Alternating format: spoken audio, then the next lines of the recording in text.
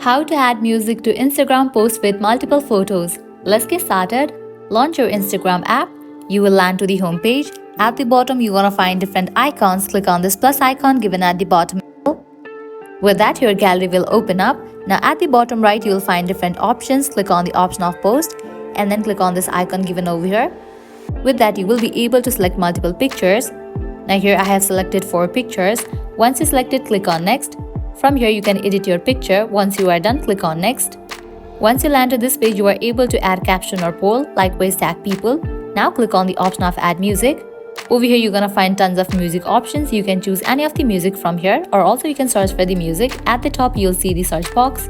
After you select the music, click over here. From here, you can choose the clip duration. You can set it up to 90 seconds. Likewise, you'll see this rectangle icon over here.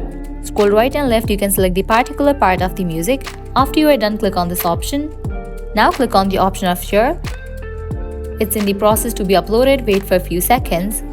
So here you can see that I have added music to Instagram posts with multiple photos. Music has been applied to all these photos. So that's all for this video. At the end, if you guys find this video helpful, don't forget to like, share and subscribe. Thank you.